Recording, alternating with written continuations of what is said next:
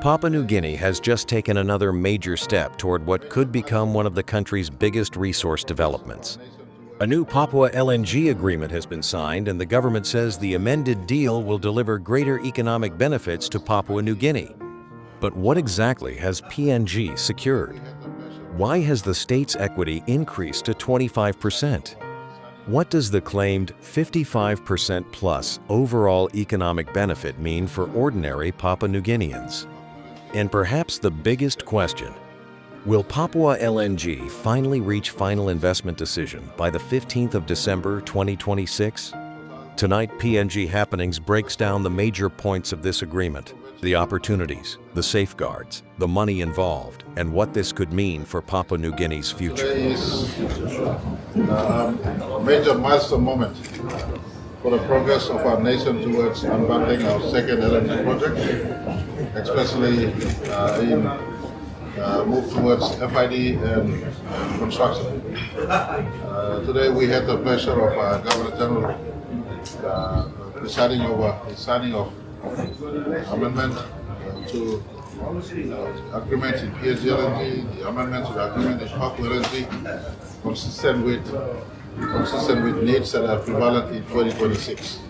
I want to commend the work of Total, the present lead co-venture partner in Papua LNG. I want to also thank the work of ExxonMobil, the major partner in Papua LNG. I want to also commend the work of our state negotiating team, led by Chairman Bele and his team, and of course the steady hand of Minister Maladina as a regulator on behalf of National Petroleum Authority. This instrument sign paves the way for us to move closer to FID before the end of this year.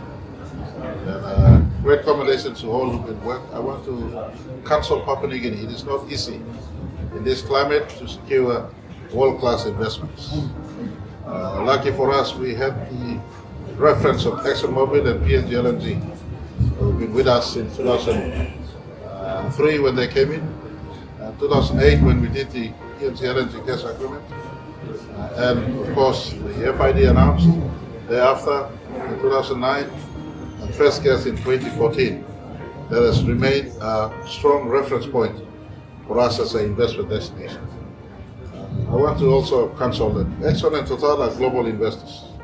We thank them for their faith in our country and continued presence in our country. As I speak in 2026, for instance, both of them have major investments, over 80 TCF, 80 trillion cubic feet of gas resources in Mozambique that they could be investing in. Our gas here in Papua LNG is 6.6 TCF, if I'm not wrong, or thereabouts. So it's quite small compared to the Mozambique resource, where both majors have a huge stake in it and both majors are operators in those projects. Those investments in Mozambique is in between 22 projects they bought in. One's around $20 billion project, another's about $30 billion project. Our project's cost, as they went to tender in the first place, came in around 18 billion. Total went to tender again. The second round of tender came into $14.5 billion. They had to make sure the project was investable. They came back to the state asking for some incentive. That incentive must secure the IRR that is best suited for a project of this scale and size. And so I want to announce to our country, state have given Papua LNG investors, including Kumu, that will have 22.5% stake, and if there are any other equities on offer, we've expressed our interest to pick up any equities that may be offloaded from some of the venture partners.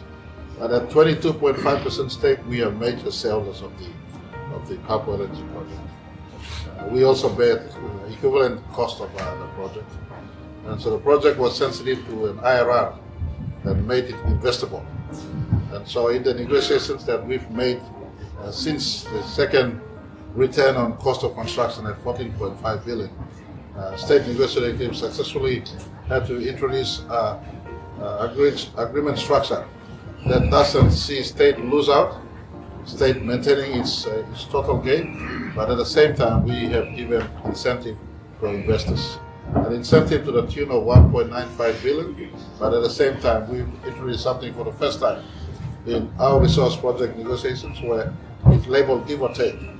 In the good times, state recover our funds. In the bad times, you are given that incentive, including Kumul, because participating as an equity holder in the project. So a win-win for all around. I want to comment the maturity on the table, and I thank, remiss of me not to thank Mr. Patrick Buyane, as well as Mr. Darren Wood, two global leaders of Total Energies and ExxonMobil. They have hit to our nation's call that Papua LNG must also proceed, as they also see investment in Mozambique and others. We've reached out to them that Papua LNG must be given fair consideration. The two super majors have maintained confidence in us. Deployment of capital will start as our team, including Kumul, work on the capital raising to make sure this project is financed. $14.5 billion project is close to 60 billion kina worth of foreign direct investment. This agreement we signed has given the project partners, including Kumul, work towards FID before 15th of December 2026. Again, unprecedented. It gives a surety to FID, but the majors have indicated to us that they certainly will try their best to make sure investment decision is made earlier, if not about that date. So Papua New Guinea, this is a major milestone in moving Papua. But what happens in this one also is a life beyond Papua. We don't want to repeat once-off investment like we did in 2008 to 2014, first gas in PNG, LNG, and there was no more construction. Under our government, and thankfully ExxonMobil has responded, we're now sequencing Papua LNG construction, and after construction, possibly the migration to PNG LNG construction. PNG LNG is about $10 billion worth of project construction, and hopefully in time, if we can sequence this too properly, you're looking at easily next 10 years of construction activity in the vicinity of 100 billion kina worth of construction activities in two projects in the country, not to mention some smaller fields in between. For instance, the integration of Muruk, Kalama and other fields, and a possibility of us engaging in the discussion on Wallabies project in Gulf of Papua that may give our country an opportunity to be oil and gas producing way into 2060, 2070, 2080 thereabouts.